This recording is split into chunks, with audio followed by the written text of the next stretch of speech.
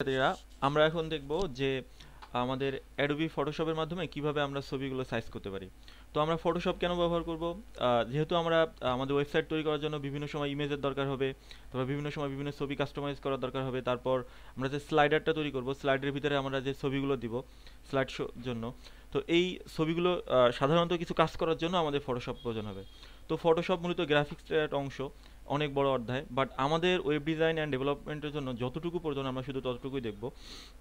ইতিপূর্বে যারা ফটোশপ পারেন দেখবেন যে খুবই ইজি, আর যারা না পারেন একটু মনোযোগ দিয়ে দেখবেন। তো আমরা অ্যাডোবি ফটোশপ 7 ব্যবহার করতে পারি, করতেছি। আপনারা বাসায় বসে সিএস বা এক্সেট্রা আরও ভার্সন যা আছে ব্যবহার করবেন, সমস্যা নেই। তো আমরা প্রথমেই দেখি এখানে আমরা একটা ছবি কিভাবে ইনক্লুড করব।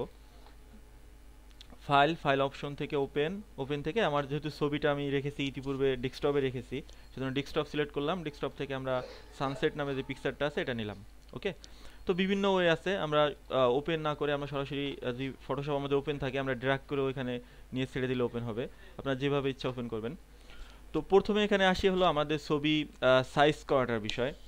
এখন সাইজের যখন আমরা করতে যাই তখন দুইটা জিনিস আমাদের মাথায় রাখতে হবে। যেহেতু আমরা ওয়েব ডিজাইন করতেছি, ওয়েবসাইট অনেক সুন্দর কিন্তু আপনার লোড হতে যদি অনেক সময় নেয়, মানে লোডিং হতে সময় নেয়, তাহলে আপনার সেই ক্ষেত্রে একটা দৃষ্টিকটু ক্লায়েন্ট বা ইউজার যারা রয়েছে তারা বোর হবে। সেজন্য আমরা করবো কি, ছবির সাইজটা যথাসম্ভব আমরা কমিয়ে রাখার চেষ্টা করব।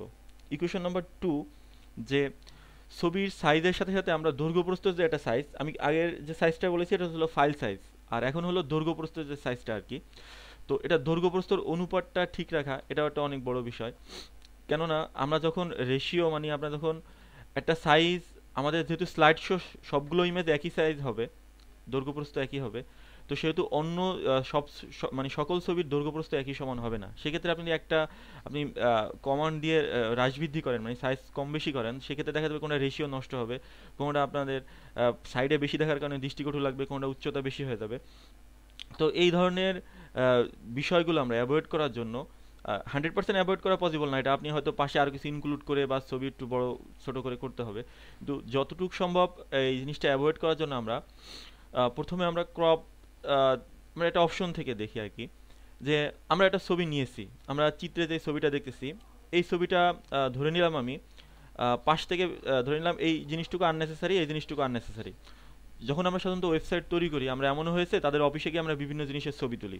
তো ছবি তোলার সময় তারা বলে দেন যে এই জিনিসটা কেটে দিবেন, এই জিনিসটা রাখবেন না। তো সেই প্রবলেমগুলো অ্যাভয়েড করার জন্য আমরা পাশ থেকে দেখা যায় কিছু অংশ কেটে দিতে হয়, উপরে দিয়ে কেটে দিতে হয়, সেজন্য আমরা সাধারণভাবে এটা ক্রপ করলেই হবে। এটা অনেকেই ইতিপূর্বে জানেন। আমরা যতটুকু রাখতে চাইবো ক্রপ, আমরা আবার এই যে পয়েন্টারগুলো আছে, পয়েন্টারগুলো ক্লিক করে হ্রাস বৃদ্ধি করতে পারবো ক্রপের অংশটুকু। তো আপাতত আমি আহ, একটা ক্রপ করলাম, ধরে নিলাম আমার এতটুকু, মানে মেইন ইমেজ এতটুকু আমার প্রয়োজন। তো এতটুকু রেখে আমি ইন্টারপ্রেস করলাম, এতটুকু রেখে আমরা ছবিটা, মানে অনাকাঙ্ক্ষিত অংশগুলো কেটে দিলাম। আমাদের এটা হলো মূল ছবি, আমরা সাধারণভাবে একটা ক্রপ করলাম। ওকে, তো ক্রপ করার সময় আমরা আরেকটা সাইজ করতে পারি, মানে একটা কাজ করতে পারি, যে আমরা হাইড্রয়েডটা উল্লেখ করে দিতে পারি। আমরা ধরে নিলাম আমরা কিন্তু আগের ক্রপ ছিল আন্নাসের অংশ ফেলে দিলাম, ওই সময় আমরা চাইলে এই কাজটা করতে পারতাম, বাট এখনও চাইলে করতে পারি। আমরা দেখি, আমরা কাজ শেষে বুঝতে পারবো যে আমাদের আসলে লক্ষ্যটা কি। তো আমি ওয়াইড ধরে নিলাম, ওয়াইড সর্বদা বেশি হয় আমাদের স্লাইডগুলোর ক্ষেত্রে, বাট আদার্স ক্ষেত্রে এক এক ধরনের বাটন অনেক সময় আমরা ইমেজ নিয়ে নেই, যেমন জয়েন নাও এই ধরনের বাটনগুলো, তারপর অ্যাপ্লাই হেয়া, এই কন্ডিশনের যে বাটনগুলো থাকে, মানে এই ধরনের বাটনগুলো আমরা সাধারণত ইমেজ দিয়ে তৈরি করি। তো আমরা স্লাইড শোর বিষয়টা বলতেছি, ওয়াইড সাধারণত বেশি থাকে, আমরা ধরে নিলাম আমাদের ওয়াইড 600। আমি একটু ভুল করেছি, এখানে আমরা পিক্সেলটা বলে দেয়নি, সেজন্য এখানে আমরা কিন্তু পিক্সেল বলে দিব। এই অপশনের কোথা থেকে আসলাম, আমরা যখনই ক্রপ অপশনে ক্লিক করব তখন এই অপশনটা কিন্তু ডিফল্টভাবে চলে আসবে। হ্যাঁ,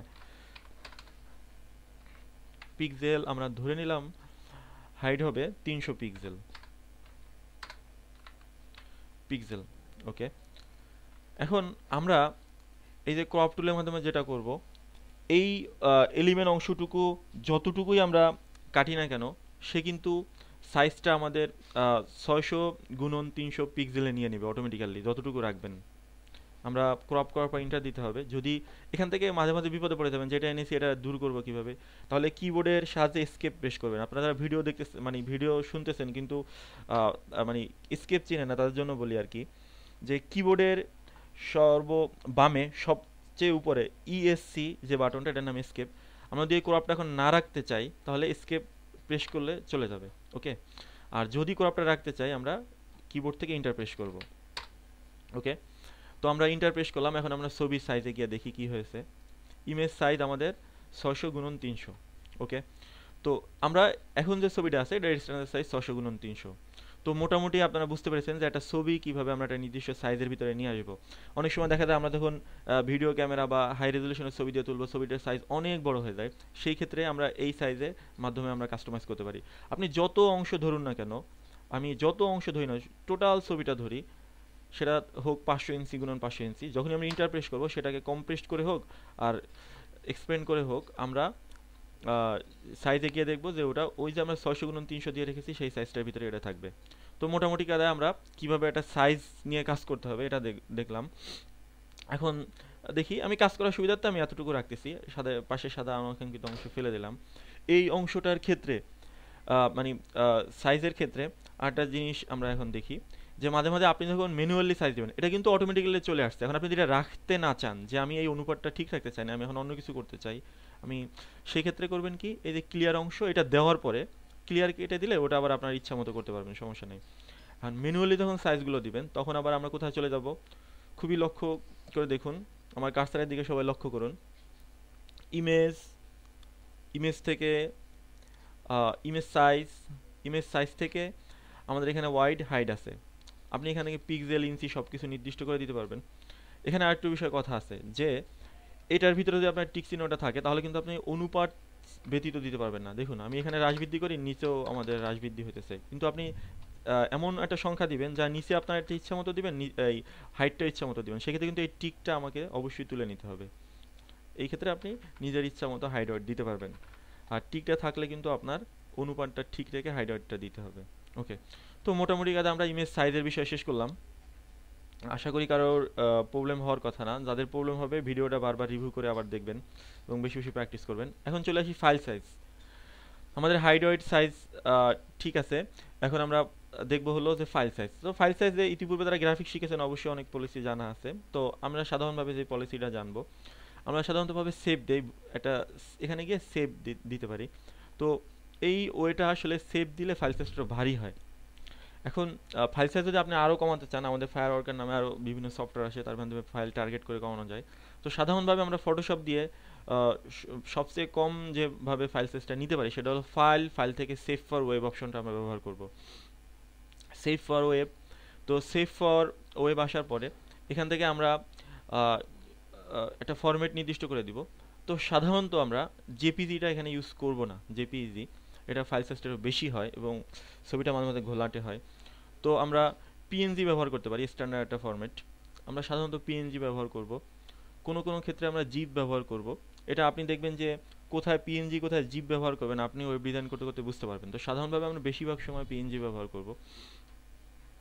তো আমরা এখন ধরে নিলাম পিএনজি দিলাম। আপনারা জেপিজি দিলে যে প্রবলেম তা কিন্তু নয়, জেপিজি দিতে পারেন, বাট আপনি দেখবেন যে জেপিজি দিলে ফাইল সাইজ কত আসে, তারপর পিএনজি দিয়ে কত ফাইল সাইজ কত, আপনি যে ইমেজ দেখবেন সব কিছু, যেহেতু আমাদের স্লাইড বারে 5-7টার বেশি আমরা ইমেজ দিই না, মানে আপনি একটু নিয়ে অ্যানালাইসিস করবেন। যেহেতু আপনি একজন ওয়েব ডেভেলপার, আপনার ওয়েবসাইটটা গতি, সৌন্দর্য সব কিছু মাথায় রেখে আপনাকে কাজ করতে হবে, ওকে। তো আমরা পিএনজি সিলেক্ট করলাম, করে আমরা সেভ দিলাম। আমাদের এখানে জিজ্ঞাসা করা হচ্ছে আমরা কোথায় সেভ দিব, তো আমরা এখান থেকে ডেস্কটপে ইন্ডিকেট করে দিতে পারি। আমরা একটা ফাইলের নাম সানসেট আছে, আমরা সানসেট রাখি, সেভ দিলাম, আমাদের সেভ হলো। আমরা এবার ডেস্কটপে এসে আমাদের যে পিএনজি মোডে যে ফাইলটা ছিল আমরা দেখি, হ্যাঁ আমাদের 200 কেবি হয়েছে। যেহেতু এই ছবিটা অনেক বড় ছিল আমরা কিছু একটা করেছি সেজন্য 200 কেবি, কিন্তু আপনার টার্গেট থাকবে ফাইল সাইজটা মাস্ট বি আপনি 40-এর নিচে নিয়ে আসার চেষ্টা করবেন, 40-70 এভাবে, মানে আমরা ছবির অনুপাত অনুযায়ী, মানে সাইজ বা রেজলিউশন অনুযায়ী। আমাদের এখানে আরেকটা বিষয় ছিল সেটা আপনার লক্ষ্য করিনি, তো দেখেন মাঝে মাঝে ক্যামেরা দিয়ে তুললে রেজলিউশন অনেক বেশি হয়, আপনি ইমেজ সাইজে গিয়ে এখান থেকে রেজলিউশন একটু কমিয়ে দিতে পারেন। এই ক্ষেত্রে কি হবে, আপনার রেজলিউশন যখন কমাবেন ছবির সাইজটা ঠিক আসবে। তো ছবির সাইজটা করার সময় মানে ফাইল সাইজটা করার সময় আমাদের অনেক কিছু মাথায় রাখতে হয়, রেজুলেশন, তারপরে কালার কীভাবে হচ্ছে কি, এভাবে সব কিছু মাথায় রেখে সবচেয়ে বেস্টটা আপনি ব্যবহার করার চেষ্টা করবেন। তবে সবসময় মাথায় রাখবেন যে ফাইল সাইজটা আমাদের কমানোই টার্গেট। আপনি যদি অ্যাডভান্স ছবি যখন আমরা প্রিন্ট করবো বা আমরা পেন ড্রাইভে করে ক্যারি করবো, মেল করবো, তখন ফাইল সাইজটা মাথায় রাখার দরকার হয় না। কিন্তু ওয়েবসাইটে স্লাইড বারের ভিতরে যেহেতু আমাদের 6-7টা ছবি একসাথে থাকবে, এটা আপনার ওয়েবসাইট লোড হতে যখন লোডিং মানে সময় নেবে, তখন এটা একটা বিরূপ প্রতিক্রিয়া পড়বে আপনার সাইডের উপরে, এটা আপনি অবশ্যই জানেন। ওকে, তো আমরা এত সময় দেখলাম কিভাবে আমরা একটা ফাইল সাইজ করব, কিভাবে সেভ দিব। এখন আমরা চলে আসি যারা ফটোশপ একেবারেই জানেন না, সেই ক্ষেত্রে মাঝে মাঝে আমাদের ছবি হালকা কাজ করার প্রয়োজন হতে পারে। আমরা সেই হালকা কাজ যতটুকু করার দরকার ততটুকুই দেখি। শুরুতে একটু দেখি যে আমরা এই ইমেজটা আমরা যদি লিখে নিতে চাই, যে আমরা এই ইমেজটা ধরে নিলাম আমাদের পিকনিক 2017। তো পিকনিক 2017 আমাদের যে ক্লায়েন্ট মানে আমাদের যার ওয়েবসাইট আমরা তৈরি করবো, যে প্রতিষ্ঠানে, তারা আমাদের ক্লায়েন্ট। তো ক্লায়েন্ট আমাদের কাছে কোনো বললো যে ছবির কোনো এক অংশে আমাদের লিখে দেওয়ার জন্য যে পিকনিক 2017।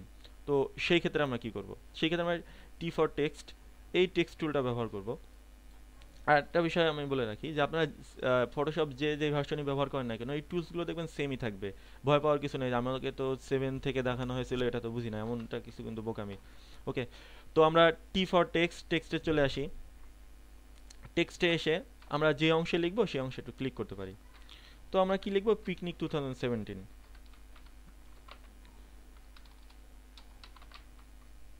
আমরা এটা লিখে দিলাম। আপনার ক্যাপশন আপনার যেভাবে হবে, তো সাধারণত আমাদের স্লাইড বারে ক্যাপশন থাকে, অনেক সময় ছবির ভিতরে লিখে দেওয়ার দরকার হয় বা আদার্স ক্ষেত্রে, বা আমরা যেহেতু মুখ্য উদ্দেশ্য আমাদের ওয়েবসাইটে যেভাবে মানে কীভাবে গ্রাফিক্সের কাজ সামান্য ব্যবহৃত সেজন্য আমি সবটাই এখানে উল্লেখ করতেছি। তো পিকনিক 2017 আমরা লিখলাম। আমরা যখন এই ছবিটা হ্রাস বৃদ্ধি করতে পারি, কয়েকভাবে করতে পারি, মানে বড় ছোট, এখান থেকে সাইজের মাধ্যমে করতে পারি, অথবা আমরা মুভ টুলের যখন ক্লিক করব, মুভ টুলে একটা ক্লিক করে কিবোর্ড থেকে টি ফর টেক্সট, মাথা রাখবেন টি, এই টি ধরে আমরা যখন দিব এই পয়েন্টারটা চলে আসবে। তো এই পয়েন্টারের মাধ্যমে আমরা আমাদের প্রয়োজন অনুযায়ী হ্রাস বৃদ্ধি করতে পারি। ওকে, আবার যখন আমাদের ফ্রেশ হবে এন্টার দিলে হবে। আবার যখন এই ছবিটা কালার পরিবর্তন করব, খুবই লক্ষ্য করে খেয়াল করুন যে আমরা এই ছবিটা এখন কালার চেঞ্জ করব। এই অবস্থায় কিন্তু আপনি এটা দিয়ে সিলেক্ট করলে কাজ হবে না, এটা কিন্তু সিলেকশন টুল, যারা ইতিপূর্বে দেখেছেন, কিন্তু এই সিলেকশন ব্যবহার করলে কিন্তু হবে না। আমরা আবার টিতে ক্লিক করে আবার এই লেখার উপরে ক্লিক করব। যেহেতু ফটোশপ একটা অনেক বড় চ্যাপ্টার, বাট আমরা এখানে যতটুকু দরকার ততটুকু, এখানে লেয়ার টেয়ার বিভিন্ন অংশ রয়েছে, এতটুকু আপনি বুঝলে ভালো, না বুঝলেও আমাদের প্রবলেম হবে না। তো আমরা সাধারণত টি টেক্সটটুকু সিলেক্ট করলাম। এই যে অংশ দেখুন এখানে কালার অংশ রয়েছে, এখান থেকে আমরা যে কোনো একটা কালার পছন্দ করতে পারি। আপনারা ইতিপূর্বে এই ব্যবহারগুলো দেখেছেন হয়তো। আমরা রেড কালার নিতে চাই, ধরে নিলাম রেড কালার।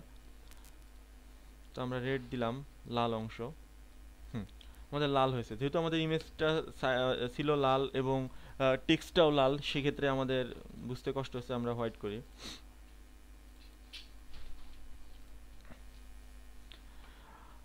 আমরা কালারটা হোয়াইট করলাম। তো আমরা কিভাবে একটা টেক্সট নিব, টেক্সটটাকে কিভাবে হ্রাস বৃদ্ধি করব, মানে বড় ছোট করব, সেটা আমরা দেখলাম, যে কোনো জায়গায় বসাতে পারি।